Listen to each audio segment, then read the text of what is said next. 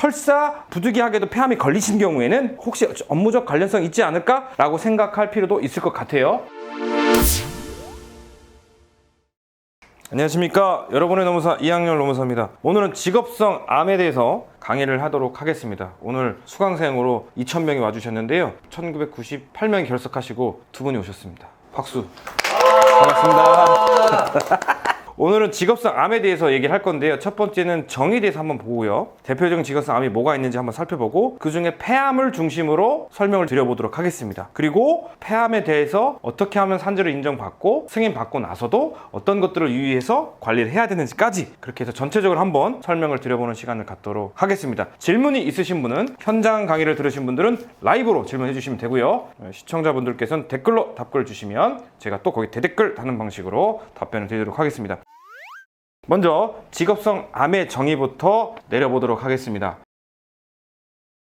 직업성 암이라고 하면 단어상으로 봐도 직업적으로 걸린 암이라고 보면 되겠죠. 이걸 좀 더 풀어내면 직업적 요인에 의해 발생한 것뿐만 아니라 직업적 요인에 의해서 악화돼서 결론적으로 암이 발생한 경우까지도 포함되는 개념이라고 보시면 될 것 같고요. 좀 더 구체적으로 학문적으로 들어가면 직업적으로 발암물질에 노출되고 일정한 잠복기가 지난 후 발생하였거나 현재까지 뚜렷한 발암물질이 확인되진 않았더라도 특정한 직업군이나 산업, 직무에 많이 발생한 것으로 알려진 업무에 상당 기간 종사하고 발생한 암. 두 번째 거는 통계적으로 원인 물질이 뭔지는 잘 모르겠지만 현대의학으로 구명도 잘 안 되지만 통계적으로 보니까 많이 발생하네. 대표적으로 뭐가 있죠? 반도체. 거기에서 이제 와이퍼 세척하고 하신 분들이 암이 많이 발생하고 하니까 의학적으로 규명되진 않았거든요. 근데 이제 암으로 인정해준 케이스가 있었습니다. 그 다음에 대표적인 직업성 암에 대해서 한번 말씀드려보면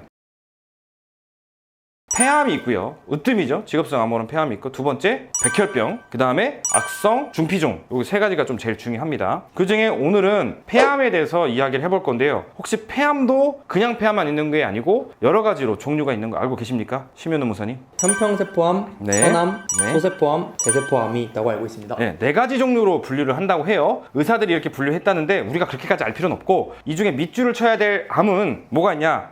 선암입니다. 아데노 칼시노마라고 써 있는데 어디 보시면 되면 의무기록 떼는데 조직 병리학 검사 결과지라고 써 있는 종이가 있어요. 거기에 이렇게 써 있는 게 있으면 돼요. 아데노칼시노마라고 써 있으면 이게 선암입니다. 폐암의 종류 중에 대부분이 이겁니다. 요거는 좀 기억해 둘게요. 왜냐면 뒤에 흡연 문제가 있거든요. 그거와 연결해서 기억을 하시는 걸로. 그다음에 업무 관련성 인정 요건 하기 전에 일단 저희가 맨날 노무사님하고 얘기할 때 우리가 산재할 때 제일 먼저 첫 번째로 기억해야 될 게 신청상병이 뭐냐부터 명확하게 해야 돼요. 그래서 신청상병이 뭔지 확정이 되면 그 신청상병이 업무적인 요인으로 발생했거나 악화되는지를 증명하는 과정이 남아있다고 지난번에도 한번 말씀드렸던 것 같은데요. 그러면 오늘은 폐암만 집중적으로 해야 되니까 폐암을 어떻게 하면 진단하는지, 또는 우리가 의사가 아니기 때문에 우리가 진단하는 건 아니에요. 폐암이 진단됐다는 걸 우리가 어떻게 증명하면 되는지 그렇게 접근을 좀 해볼게요. 당연히 의학적 자료가 있어야겠죠. 첫 번째는 영상 자료입니다.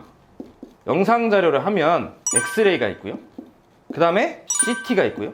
그 다음에 요즘에 PET라는 것도 있어요. 요거 가지고 단층 촬영을 해서 폐에 이상한 점이 발견됐다 라고 하면 그것도 요양급여 내역 때문에 다 떠요. 진단 영상의학상 이상 이렇게 뜹니다.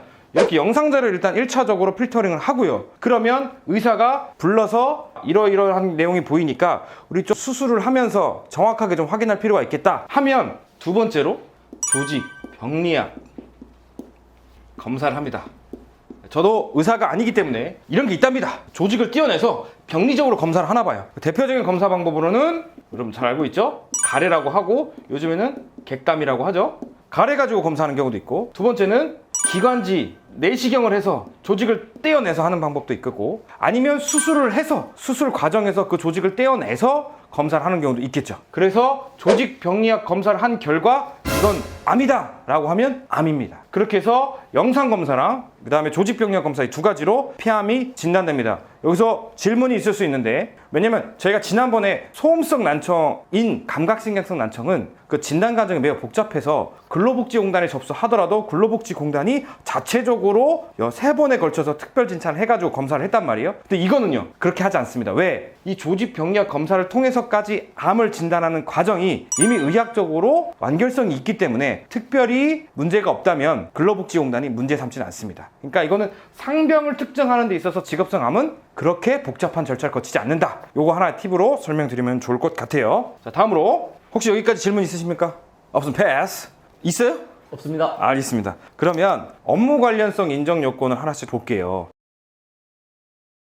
인정 요건은 산재는 다 똑같아요. 하나는 있으면 업무 관련성이 인정이 되는 요건이 있으니까 이거를 조금 멋있게 써볼게요. 적극적 요건이라고 해볼게요. 두 번째, 있으면 오히려 업무 관련성이 부정되는 요건이 있어요. 그걸 반대로 얘기하면 뭐가 될까요? 소극적 요건. 그렇죠. 소극적 요건. 그러니까 적극적 요건이 있고 소극적 요건이 있습니다. 일단은 적극적 요건부터 검토를 좀 해볼게요. 자, 생각나는 대로 한번 얘기해 봅시다. 적극적 요건 뭐뭐 있을까? 있으면 우리한테 유리한 증거. 그러니까 생각나는 대로 막 던져봐요. 우리 인간의 상식 한번 믿어봅시다. 상병이 암이어야 합니다. 아, 그렇지. 당연하죠. 네, 암이어야 하죠. 근데 여기다 하나만 또 첨언을 하자면 암이 이렇게도 구별할 수 있을 것 같아요. 전이성이 있고 원발성이 있을 것 같아요. 노무사님 이게 뭔 소리예요? 무슨 말인지 모르겠어요. 전이는요 그대로 다른 곳에서 옮겨서 발생한 거라고 보시면 되고요. 원발성은 암 시작 자체가 거기서 발생한 거라고 보시면 돼요. 그러면은 폐암도 구별해서 볼 수 있겠죠. 폐암이 갑자기 대장암에서부터 시작돼서 전이가 돼서 폐암이 됐다. 그럼 뭐예요? 그러면 전이성 폐암이라고 하죠. 근데 암이 최초 발현한 곳이 폐다. 그러면 뭐예요?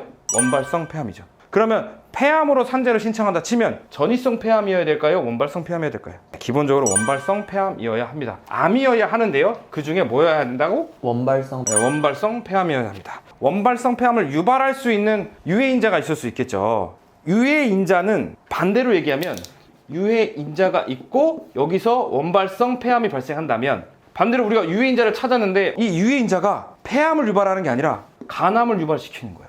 그러면 유해인자는 찾아놨는데 원발성 폐암이라고 주장하면 돼요, 안 돼요? 당연히 안 되겠죠. 이 유해인자의 특수성 때문에 발생할 수 있는 암은 간암인데 이거를 원발성 폐암으로 주장하면 안 되죠. 이걸 뭐냐면 유해인자와 관련성이 있는 특정 장기, 즉 표적 장기에 암이 발생했어야 돼요. 그리고 세 번째는 발암 물질에 노출된 게 일회성으로 끝나면 안 됩니다. 암이라는 게 점진적으로 발생하고 누적적으로 발생하는 거기 때문에 암이 발생할 수 있는 노출 기간이 어느 정도 충족이 돼야 돼요. 자, 여기서 문제 몇 년? 어느 정도의 잠복 기간 내지 노출 기간이 있어야 돼요? 약 10년. 약 10년 정도? 10년이면 강산도 변한다는데 대충 10년 정도 되는 것 같아요. 그 다음에 적극적 요건은 이렇게까지 한번 보시고 그러면 세부적으로 하나씩 들어가 보도록 하겠습니다. 적극적 요건 첫 번째가 원발성 폐암이어야 한다고 말씀드렸습니다. 그럼 원발성 폐암을 일으킬 수 있는 요인, 발암 물질이 있는데요. 발암 물질을 한번 봅시다. 제가 이렇게 정리를 해서 프린트물로 나눠 드렸는데요. 이렇게 한번 외워볼까요? 내가 건강검진할 때 흉부 엑스레이나 기타 폐암과 관련된 건강검진을 꼼꼼하게 받아야겠다고 생각을 하실 필요가 있을 것 같아요. 설사 부득이하게도 폐암이 걸리신 경우에는 혹시 업무적 관련성이 있지 않을까? 라고 생각할 필요도 있을 것 같아요.